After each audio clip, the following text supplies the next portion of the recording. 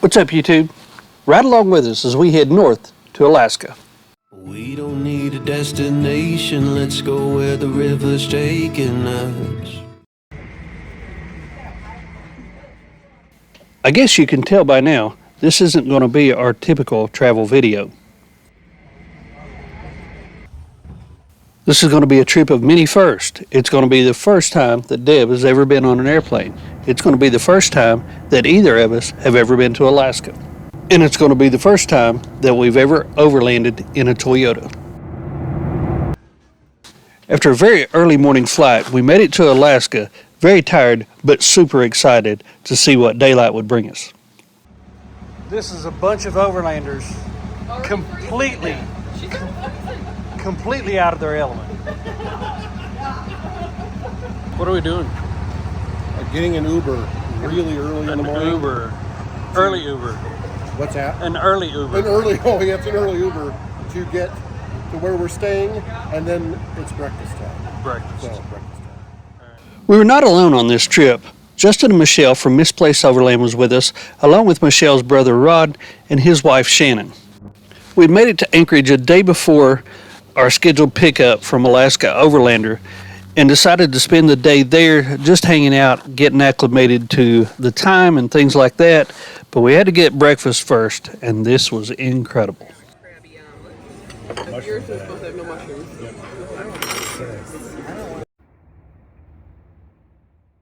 For the rest of the day, we hung out at our Airbnb right off of Bootlegger Cove. This gave us a chance to kind of recuperate from the long flight and get ready for what the next day would be bringing. Since we still hadn't got our overland rental vehicles yet, it was time for yet another Uber. Soup for the rest of the week, so may as well have some pizza. How's your ride, Bill? Oh, it's great. I've got plenty of room.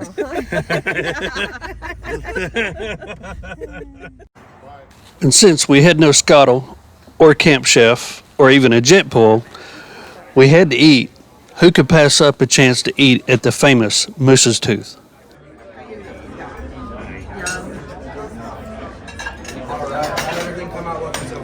I don't know how it looks because That is the carnivore. Yeah.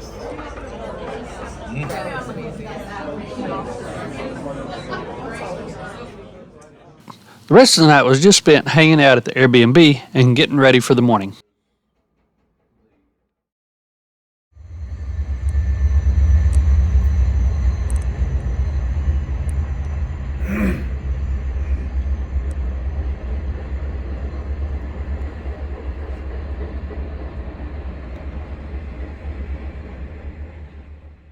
The next morning, we were up early to meet with Craig and Brooke from Alaska Overlander Rental. Brooke spent plenty of time with us showing us around the rigs and all the equipment that were in them. They have a selection of different Toyotas that you can choose from 4Runners to Tacomas and now a Tundra. All the units come very well stocked with everything you need for your overlanding adventure. We have in our truck space. So we've got a kitchen sink in here for you. I've got 2 of our utensil sets. Have you seen these before? Yep, we use those. After spending a few more minutes to just chat, we hopped in our respective rigs and made our way to the first stop of the trip.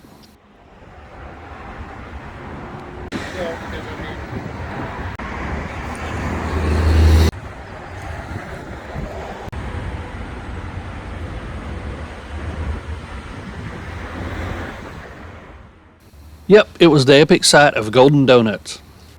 After grabbing a few dozen donuts, we made it back to the Airbnb to repack everything into our rigs and get on the road. The next thing we knew, we were headed south towards the Kenai Peninsula.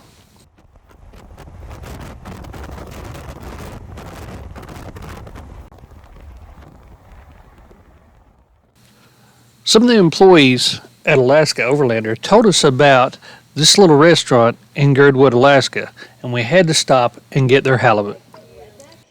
TV show at that line where they were like, yeah, we're gonna write ATV.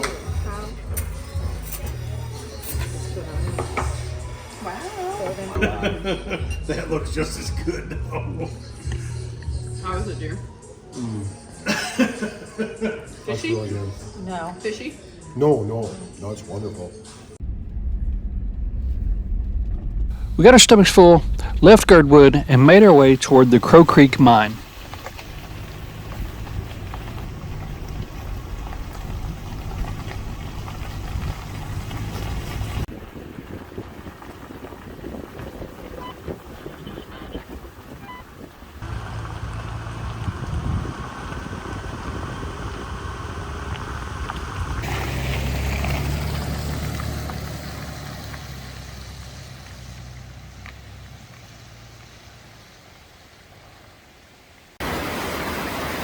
You can hear it everywhere. We can't see it.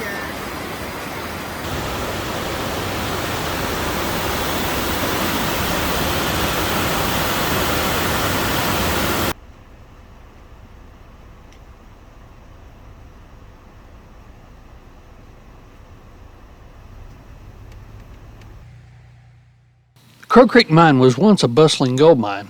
It is now an interpretive site and a bit of a museum. Whatever you want to call it, it's definitely a step back in time.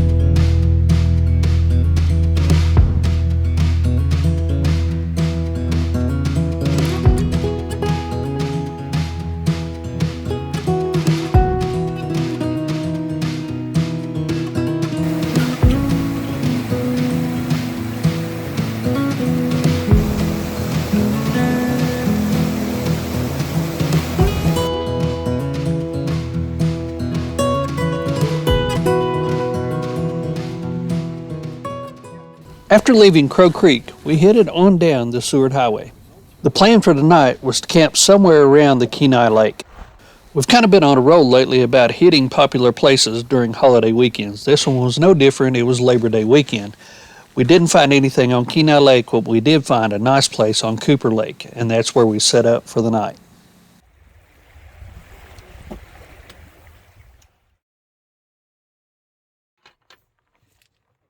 The next morning we woke up to a spectacular view, our first camp night in Alaska.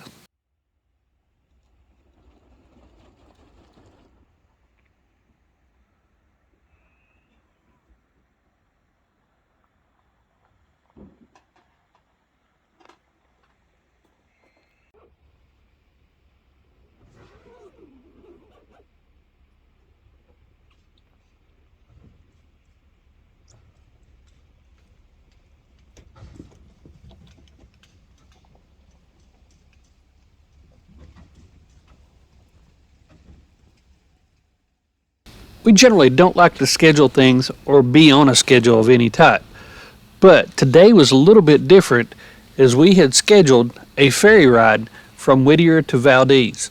And after this will be the only thing that we had that was on a time frame. In order to get to the fishing town of Whittier, you have to drive through the Anton Anderson Memorial Tunnel. It's 2.5 miles long, and it is the only way in and out of Whittier, either by car or train.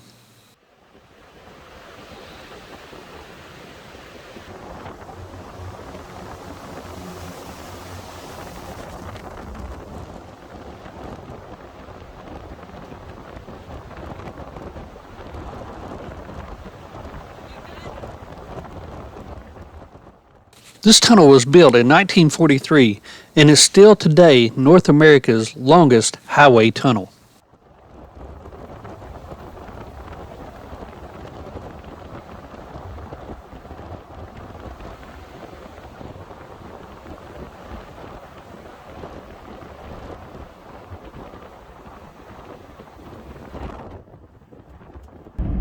Yo! Hey, we're coming by this big old boat. Where you all at? What big old boat? A big old boat here in Whittier. We made it to Whittier in time to walk around a little bit and do some exploring and grab something to eat before it was time to catch our ferry on to Valdez.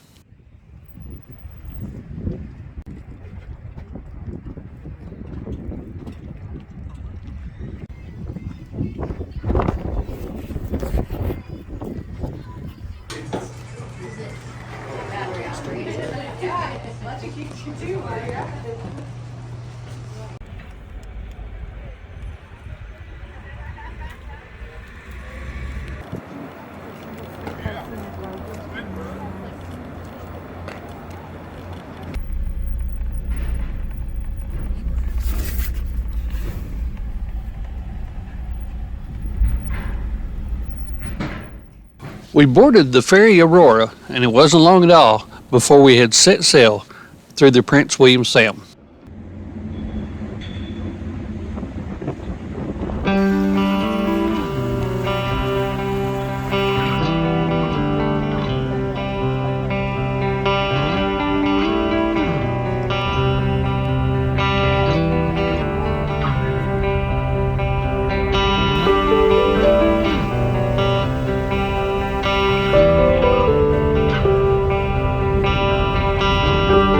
The Aurora.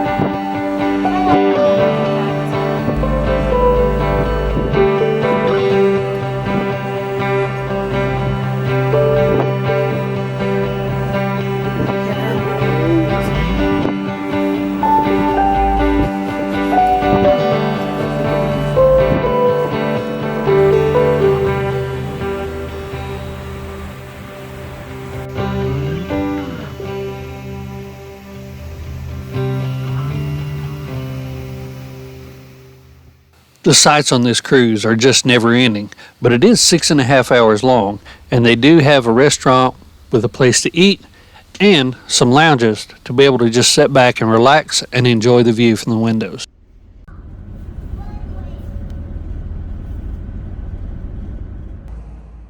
We made it to the beautiful port of Valdez at about 7 p.m.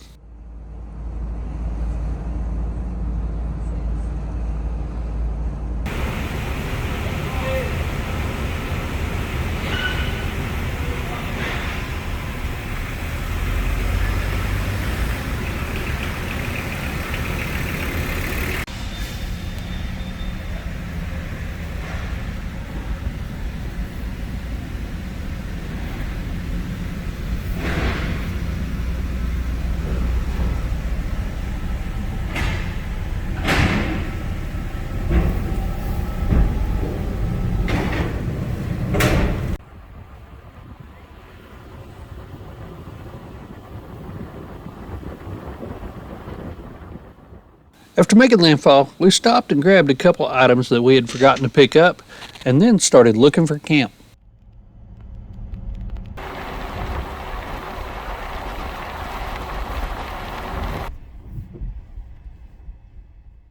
We found a couple little places like this just off the road, but once we got out to the end of it where the river was, it was really soft and just didn't feel like that it was going to be an adequate place to camp for the night.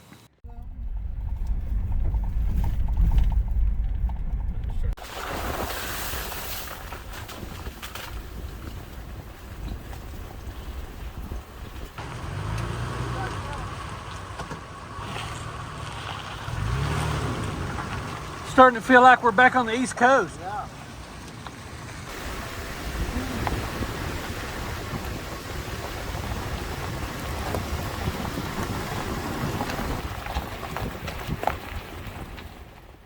After not finding a good place to camp along the river, we went ahead and made our way up through Keystone Canyon along the Richardson Highway, and that's where we found the beautiful Bridal Veil Falls.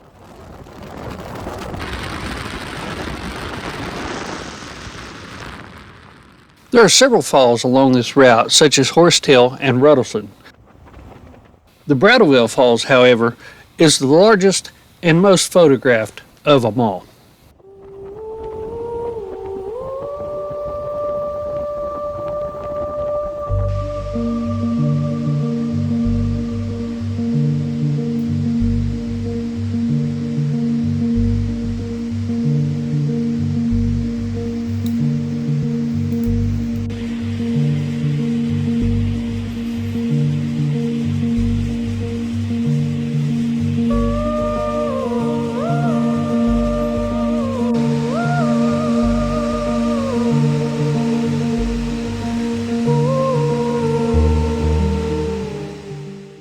After stopping to take some time to admire the falls, we made our way on out Keystone Canyon, heading towards the Thompson Pass.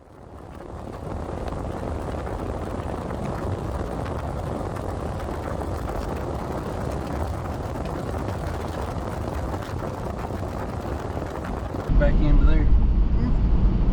Wow.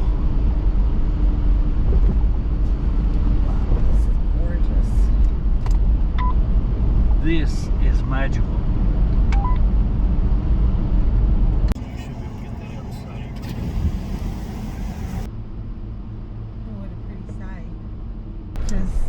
Hold on, I think I found us a spot. By the time we had got to Thompson Pass, it was definitely getting dark and it was time to find camp. We found a great place, but didn't have a whole lot of light to shoot much video.